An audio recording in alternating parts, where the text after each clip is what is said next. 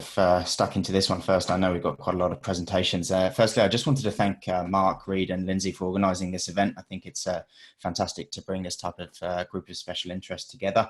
We're probably all acutely aware it's a fairly under-researched and fairly under-resourced area compared to other sports and other disciplines. And I think that the type of work that's happening here is fantastic to start to bring the group together. So I'll get into mine. Well, so just a little bit, a very brief background about me, so just you can understand my biases and background. I'm currently working as the Program Director for Physical Health at Torrens University in Melbourne, Australia, overseeing some health science programs there, working in private practice, and I'm also a PhD candidate at Torrens University, having a look at how we can apply some of these principles of physical workload and injury. And that's mainly what I'm going to be talking about today, but I'm having a look really from a PhD perspective at how we can apply some of those principles into people who have chronic and persistent pain conditions. So same, but a little bit different. I'm just going to talk a bit about my master's research today. Previously, I've worked a lot in rugby union and combat sports. Bit of a personal interest in combat sports as well, a brown belt in Brazilian Jiu-Jitsu with Lachlan Giles and the team at Absolute MMA in Melbourne, and got a research interest definitely in this area.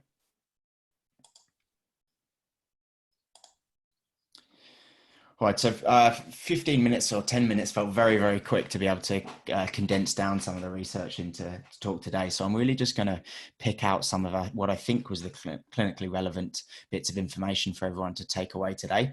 And it's really the type of thing that I think will spark some discussion, and maybe we can then further this offline after the conference today.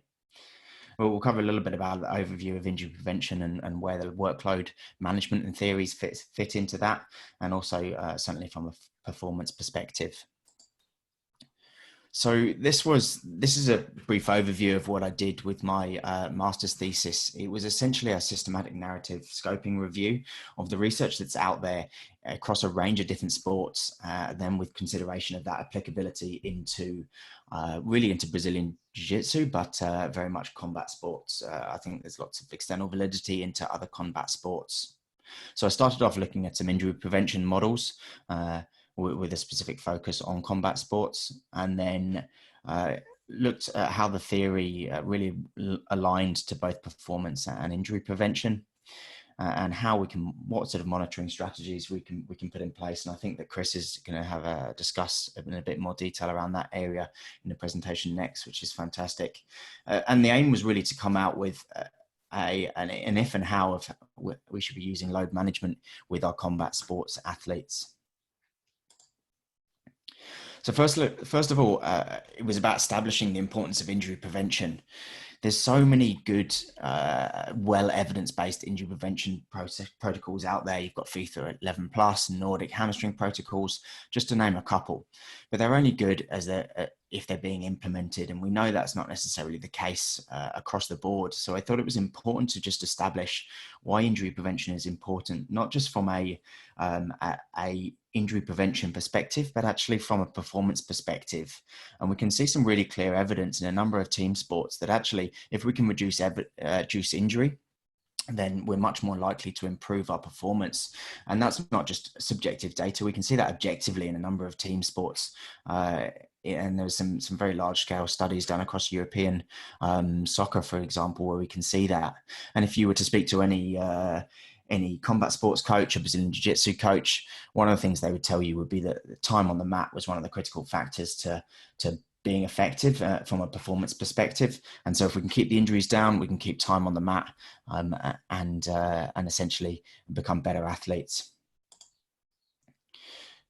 Now, I don't want to spend too much time on this today, but just in the interest of covering a couple of key definitions when we're talking about workload, what do we mean? Because there's quite a bit of dogma in and around workload as a concept, and a bit of fear when either clinicians or sports scientists start talking about managing workload, that there's going to be an inherent component of that means we're going to reduce the amount of physical activity that people are doing, or and pull back on athletes. And that's not necessarily the case when we have a look at the research. The research actually tells us we can increase loads in a safe way, And that can actually be prophylactic against injuries and can help us for performance and injuries. So workload, when we're talking as a whole, is about really the sport and non-sport burdening of physiological, psychological, and mechanical stresses that are applied to the human system.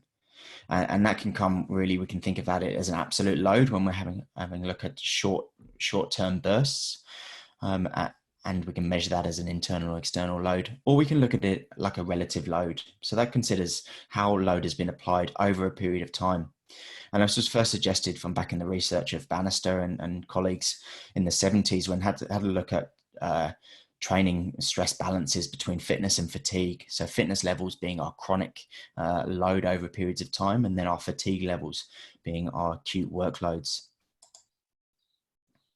And when we're actually measuring those stresses, we usually look at an external workload, and external workloads are always measured irrespective of the actual individual athlete. So that might be a time that we're training for, how long are we on the mat for, versus an internal load. And internal loads are really important because they allow us to get to understand an individual response to a training stimulus. So we know that an individual A is going to respond differently to individual B, given a specific stimulus. And then we also know that an individual might respond differently on one day compared to the next day. So it's certainly important to look at how people are responding to planned training loads.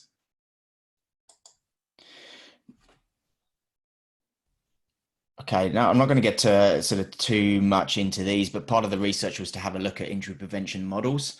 And the one that I just want to draw sort of the group's attention to today that I think will be of interest is the work from Wint and Gabbett back in 2016. And they introduced an injury workload, a workload injury etiology model.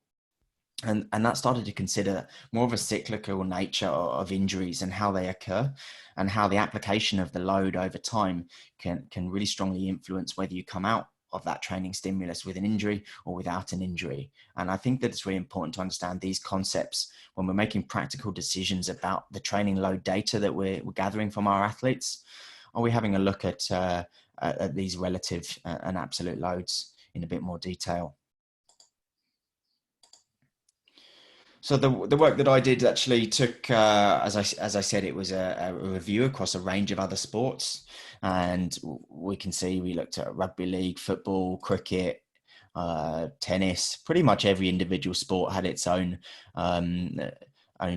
brief sort of summary of the research, and then a section where we reviewed it for applicability to combat sports. I'm sure people working in the sport will realise that we don't have a lot to go on. There was a few studies that looked at training load data, but a little bit in judo, a little bit in wrestling, but not much to make sort of larger inferences from. So when I had a look at all of this data together and started pooling it to the specific needs of combat sports athletes, I think the key principles we pull out are that the evidence suggests as a whole that if we can maintain consistent training loads, then we're more likely to reduce the chances of injury. Now, one of the things that we see is a paradox between training loads and injury rates. So traditionally, when we get to the very, very high excessive end ranges of training loads, then yes, we know that there's a ceiling in most sports with how much load people can take. But there's also seems to be a bit of an increase in the amounts of injuries people get when they've got inadequate amount of training loads. And that's thought to be because we're not developing the physical qualities and the robustness as athletes to be able to then cope with the more demanding passages of play, as we'd call them in other sports. I haven't really seen that same terminology discussed specifically in combat sports, but we know it's those scrambles, those maybe later stages when we start to fatigue, when we see those injuries happening anecdotally, but the research probably isn't there to back that up. But looking at other sports, it's about the progression of load, and that if we can apply consistent higher levels of load, then we know that can actually help athletes to work a little bit safer. Now, I'm probably how am I going for time? I think we're about 10 minutes in, are we? Okay. All right. You're okay.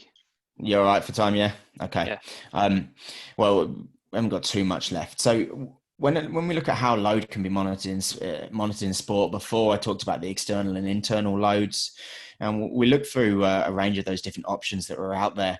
And I'll just focus in on that for a second. So external loads on the left there, we can see their objective measures irrespective of the athletes. And then on the right there, we're looking at those response to the load. So we know that when we're working with jiu-jitsu guys or MMA guys, there's so many options there. And I think that we need to take a risk reward approach to what sort of data we should be taking. And that's going to be dependent on the type of athletes who are working and the resources you have available with those athletes. But from my perspective, this one sort of summarizes what I think the practical applications to Brazilian Jiu-Jitsu are, and really suggests a session RPE and perceived exertion to get a simple measure of training load and that individual's response to that training load. And we can then track that over time to give us an indication of how well prepared individuals are to be able to take on those training loads. Just going to bump past a couple of these ones here. One area that I like to pick up with athletes as part of this discussion is particularly around how we can, what modifiable factors we have in terms of training loads, and then what we can do to try and increase people's capacity to be able to tolerate those training loads. So we know that, simple sports science principles allows us to review the frequency, intensity, and times and types of all those training sessions. But then we've probably got a few other training stresses that we can help people to modify, and that might be limiting the size of your opponent if you're a smaller athlete, or the intensity of those rolls in Brazilian Jiu-Jitsu. And then through to the right-hand side, we've got a number of ways we know these are moderators to be able to tolerate that load. So if we have a look at the slide from Tim Gavitt's work, which is around the acute chronic workload ratio. Now, just a caveat, there's been a lot of discussion, and people may be aware of that, about some difficulties with this as a concept, as a mathematical model for predicting injury, but it's still a good model for us to understand what position our athletes are in to be able to handle the training and the loads we're going to put onto our athletes. So we can see that if we can maintain a relatively moderate to high loads, we're going to get those benefits of better performance at the same time as reducing injury risk. And if we can consider all of those other factors and background to improve tissue capacity to be able to tolerate that, then all the better. So just wrapping up with the last couple of slides, I think it would be remiss for me to not talk about load management during rehab, and this is one of the larger sections that came out, particularly for everyone working with athletes. They're inevitably going to get injured at some point, and I think I particularly like the control to chaos theories around returning to play, because I think that's meaningful to combat sports athletes, and I think it's important that we consider load management during rehab and return to play, and consider doing everything that we can to maintain moderate to high chronic loads during periods of injuries, and not just concentrating on the isolated or local body part. So just moving into the recommendations from that research and my overall, I think you've probably seen various versions of injury reduction or prevention pyramids. But in combat sports, I think this is absolutely critical. We get so many of our athletes that will enjoy the shiny things first, and happy to look at the oxygen chambers and the cryotherapies and all those types of things without necessarily tracking their actual load. So at a community level, right up to the elite athletes, it's perhaps not at a community level, depending on individual needs, but I think we can encourage people to start to understand this a little bit better before they're starting looking into the passive therapies, which we think might not be as effective. If we, as I said at the start, if we're really looking to reduce injuries, it's all about performance in the end. I've probably covered most of these components now, but important just to recap that we're always considering the individual with workloads. There's considerations of specific sweet spots. This is always a guide and not a fixed rule, but I encourage people to at least be tracking that to get a good understanding of people's intensity. Uh, this is just a quick example of what I use with my athletes, and you'll see that we track a main session, and if it's a Brazilian Jiu-Jitsu athlete, that would be tracked with training intensities and RPEs, and we can capture that second session. And importantly, on the right-hand side there, we can also see through here that we're capturing those other psychosocial properties, which we know can really influence people's injury risk and rates. Further work, I think there's always further work, but I just wanted to bring up an example that for a topical example, we're currently in a period of layoff for many athletes from practical sports. And the last time this happened on a large scale could be considered the NFL lockout back in 2011. And if we look at most seasons in the NFL, there was an average of 5 Achilles tears per season, or Achilles ruptures. But if we have a look at the 2011 season, after a period of lockout, then we can see that spiked to 35 over that season, and 11 in that preseason. And we know that tendons love load, and we know that a period of unloading will change that tendon stiffness. And then they won't be able to store and release energy like we know tendons need to. And losing that ability probably puts people at greater injury risk. So that's just one example of, I think now more than ever, coming back, if people have had a period away from sport or away from their gyms, is really just to consider a monitoring of workload for a safe return to sport. And that's about it in 15 minutes. So thank you very much, everyone, for listening. I'm on the usual social media places, got a bit of a podcast out on helping new clinicians to understand research, which I'm keen to hear potentially from other researchers in this group who would like to talk to me on that podcast. So get in touch. Thanks, Mark. Cheers, Tim. Yeah, so we'll hop into the questions now. And first question is from Edu, and he says, do you believe that we can say, it's gone now, that fighting through injury makes a BJJ athlete better? And if so, do you agree that BJJ and other combat sports differ from all sports, and what concerns the return to play period? Yeah, I think there's a number of differences. I think BJJ athletes and that we need to consider, and part of that is we know that we've got groups of individuals rather than an individual group, and groups of individuals might have the same training goal, but times and periods when they're actually building towards different areas and will be very individual for that person. I think when it comes to injuries, I always encourage people to continue to train wherever possible, and that's often not too difficult. We can maintain a moderate chronic load by getting people to roll with other people that are perhaps within their weight category. You might be doing some specific drilling or specific training from positional work, but we need to have a look at how controlled that environment is. And I think that coaches are very good at controlling an environment, doing specific training, and can come up with really excellent ways to maintain keep people training, but in a controlled environment. Okay, and Reed has asked, when talking about load management, etc., we hear a lot about how all sports are similar and the principles apply across the board, but I'm interested in what you think is the biggest difference between combat and other sports in regard to load management. Yeah, I think probably that is the... Firstly, we don't have the research to really back that up, and that's why we're kind of looking at best guess scenarios at the moment. But I think when we're speaking to athletes about load management in combat sports, that there's a fear that we're going to pull them back. I think combat sports athletes have an inherent sort of drive to think that by doing more, they're going to beat their opponent, or I'm going to go for a run while my opponent's sleeping, and I think we can still be confident with the research that that's not necessarily the case. We can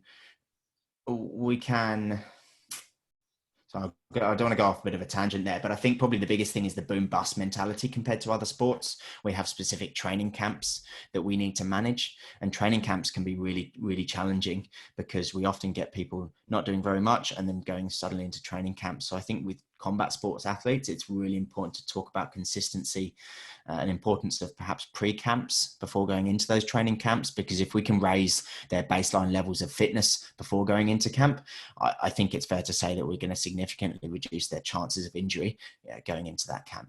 So that's probably the biggest thing I see.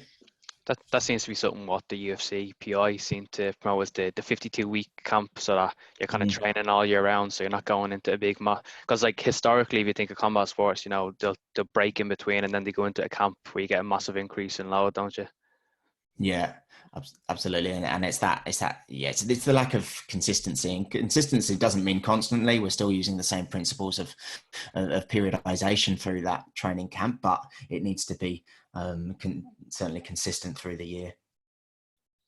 All right, so we'll go 2 more questions. So Joel Pang, thanks for your presentation, Tim. One of the challenges in its applicability of the load, and have you tried to relate both the internal and external loads? How are their relations? And also, how would coaches apply such information into the training environment? Yeah.